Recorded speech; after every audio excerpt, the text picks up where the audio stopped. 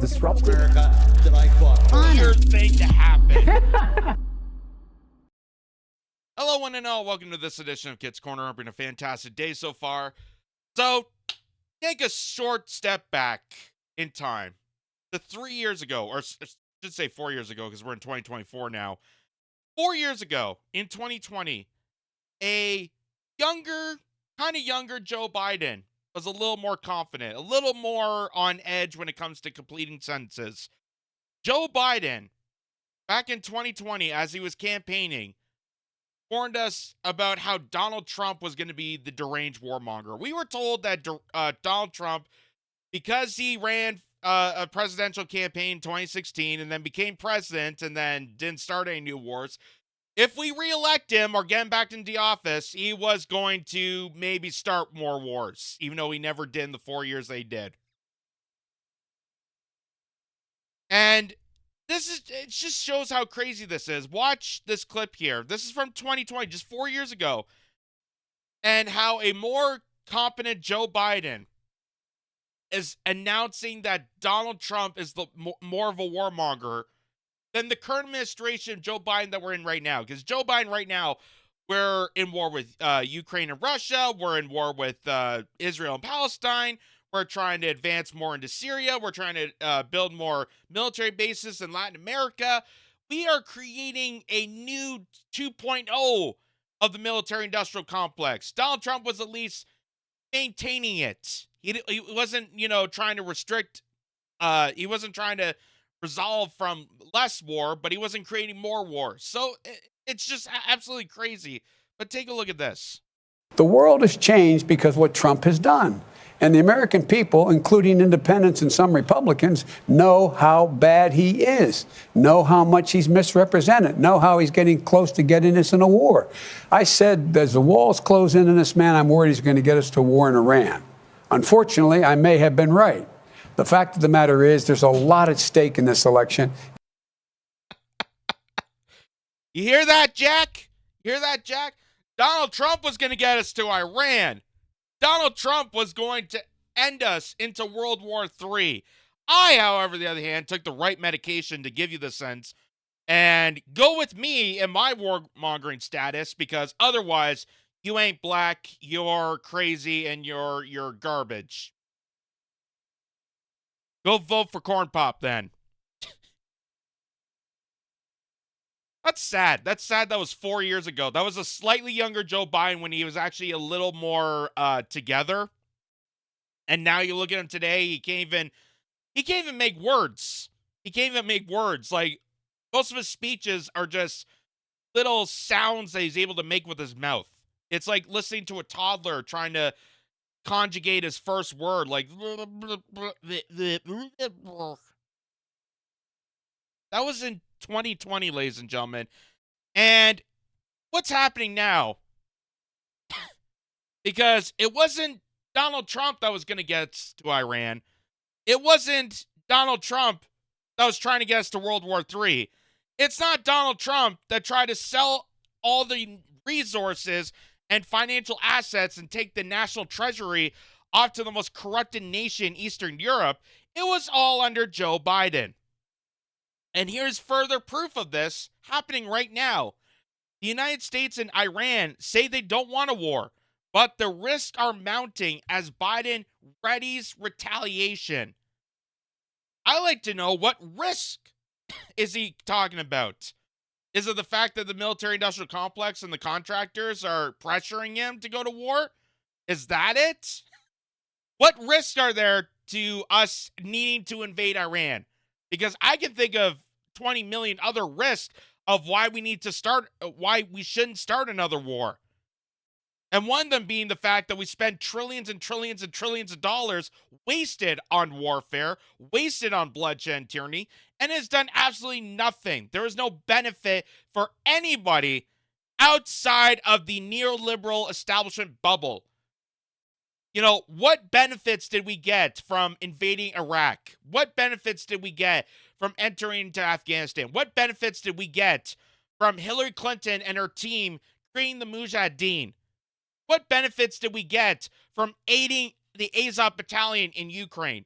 What benefits do we get by sending trillions of dollars to Israel for the continued genocide? What benefits does it help the United States and the general population all around the world? It doesn't. It just makes more war. It makes more terror. And in order for us to have more war on terror, in order for us to have a business incentive on war on terror, we need to establish more terror. So that's all this is doing. It's creating more hate, more division, more bloodshed, more anger, more slaughtering, and they get to capitalize off it. It's all for them. I also love the byline. It says the U.S. is in danger of slowly walking itself into a war with Iran. Slowly but surely, we might get to a World War III.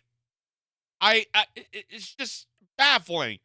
It's baffling that this could easily be resolved. We've tried to resolve this. Again, Donald Trump may not be perfect. Donald Trump was far from being perfect when it came to a peacemaker. But he was the first person in any sort of political power that was willing to actually shake hands with authoritarian dictators and come to a resolution.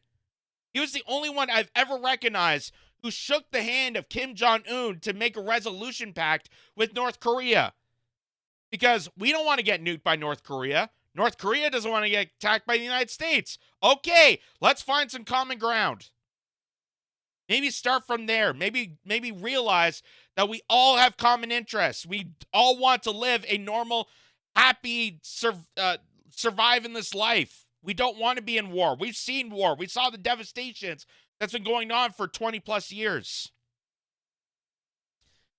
And here's also another interesting point, is that, again, Joe Biden and the Democrats and the Republicans are still telling you that Donald Trump is the biggest warmonger.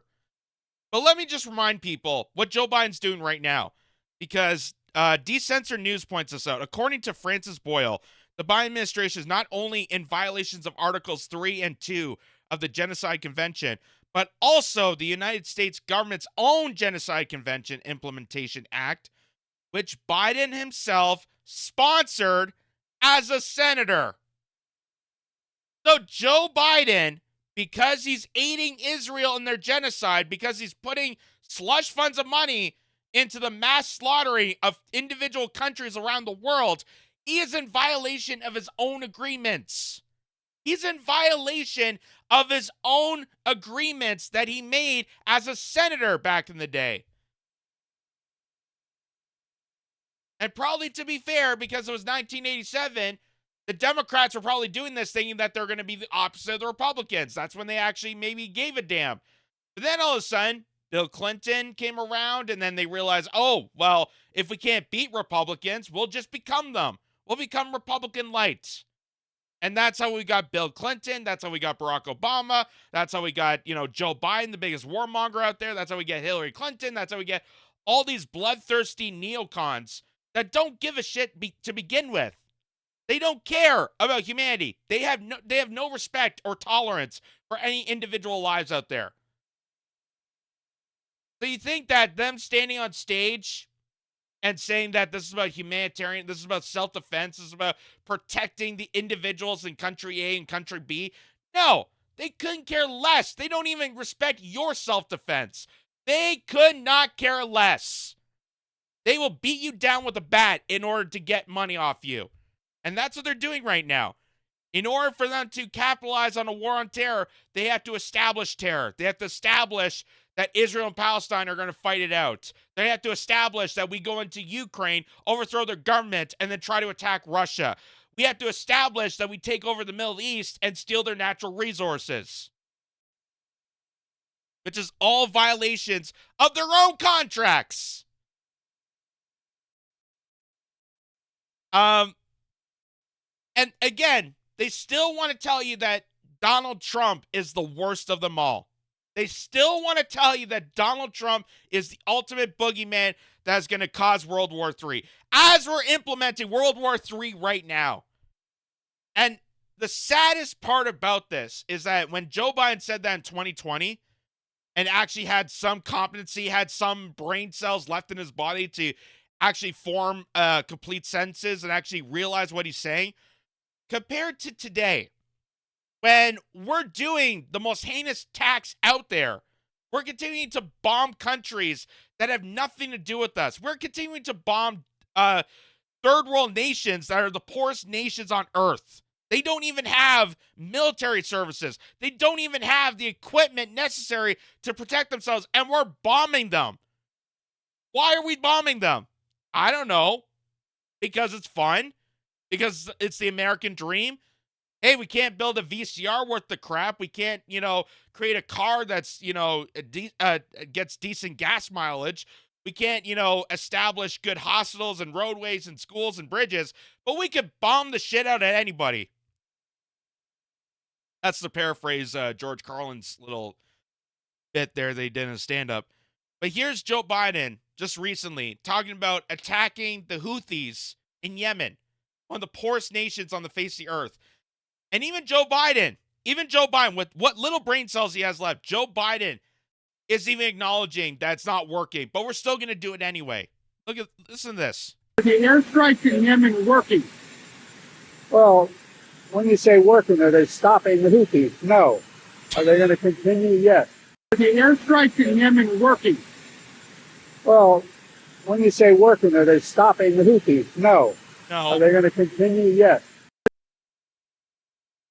There you go. It's not stopping the terror. Why would we stop terror? Why would we stop terrorism at all?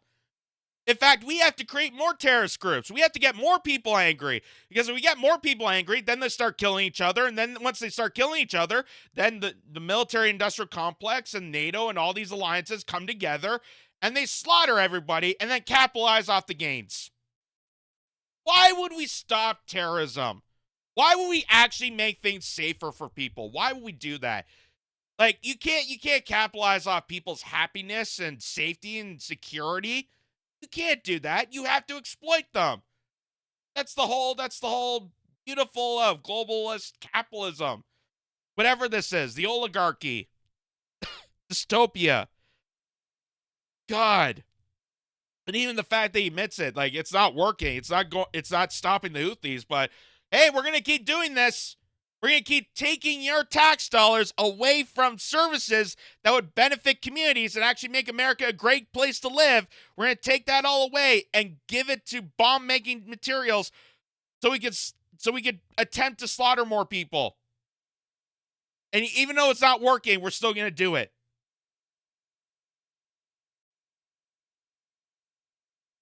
That's like a good metaphor. That's like a good metaphor for the last 20 years of interventions. Like, hey, was it worth it to go into, Iraq and try to stop Saddam Hussein? And did we stop the terrorism there? No, but we're going to keep doing it. How about Afghanistan? Did we stop the Taliban? No, they kind of took over, but we're still in there. Syria, did we, stop Bashar al-Assad from poisoning his own people? That was a big, giant lie. But did we stop him and try to take the natural? No, we're still there.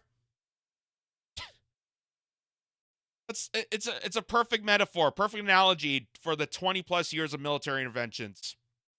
Like, hey, it's not working. We're not actually doing anything noteworthy, but we're still there. We're still going to occupy. We're still trying. Attempt number 207. It's still going to work. Because if we don't, then, oh my God, that could lead to Donald Trump making peace and shaking hands. And we can't shake hands with others. That's just wrong.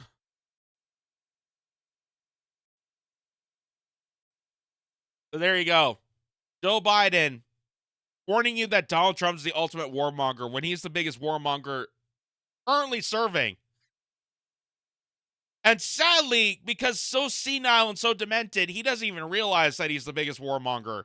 And he will never actually admit it, but he can't comprehend the actions, the severe consequences that he's doing to his own country. And it's not even just him. It's Kamala Harris. It's Antony Blinken. It's people within the deep state. And Donald Trump was the only person to actually recognize that we have a deep state. He was the only person that came forward to say, hey, I'm not the ones in control of, the ultimate powers. I'm being pretty much blackmailed by other deep state government authorities. They're the ones that are pushing the buttons. They're the ones that are moving the gears. They're the ones that are making, complicated decisions. They're the ones that are jeopardizing our national security in order to create more war on terror. Just a insane. It's just such a complex situation. It's such a different perspective. And considering that 4 years ago, 4 years ago, we had a slightly more competent Joe Biden. I wonder what happened the last 4 years. Did he not take his meds now? Is he off his, did he not drink enough, brain juice? Maybe get on that alpha grind I keep advertised by Joe Rogan. An alpha grind or alpha male. I don't know what it is, but it's something to do with brain function. Something to do with the chemistry within the brain that makes you a bit smarter. I don't know. That's just an interesting take.